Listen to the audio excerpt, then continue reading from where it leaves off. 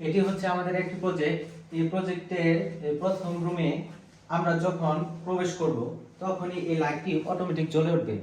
এই যে আমি এই রুমে প্রবেশ করলাম, এই প্রবেশ করার সাথে সাথে কিন্তু আমার লাইটটি জ্বলে উঠলো। এই লাইটটি আবার আমরা যখন চলে আসবো এর কিছুক্ষণ পরে লাইটটি অটোমেটিক অফ হয়ে যাবে।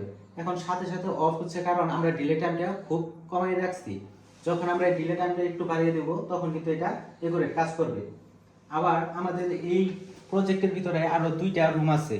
এই দুইটা রুমে আমরা স্মার্ট সুইচ ব্যবহার করছি এবং কি রুমের বাহিরে একটা লাইট ইউজ করছি, এটাও স্মার্ট সুইচের মাধ্যমে কন্ট্রোল করে।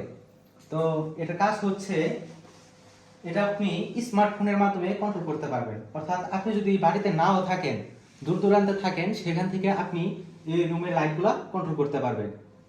তো এই সুইচগুলোকে চালানোর জন্য আমরা একটি অ্যাপসে যাব, এটা হচ্ছে ব্লিঙ্ক অ্যাপ।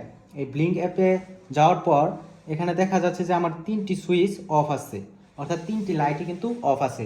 যখনই আমি এই অফের চাপ দেব তখন কিন্তু আমার এখানে অন দেখাচ্ছে এবং কি লাইটটি জ্বলে উঠলো। তো এইভাবে আমি এই বাকি দুটি লাইট চালাবো। এখানে এই যে এটা কিন্তু আবার অফ হয়ে গেল।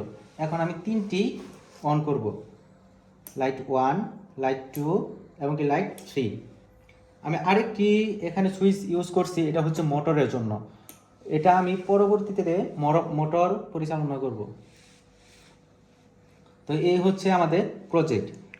আপনি যদি বাড়িতে কখনো নাও থাকেন, ধরেন আপনি এখন আপনার বাড়িটা হচ্ছে শেরপুর এবং আপনি আছেন ঢাকাতে, তো ঢাকা থেকেও কিন্তু আপনি আপনার এই লাইটটি কন্ট্রোল করতে পারতেছেন আপনার স্মার্টফোনের মাধ্যমে।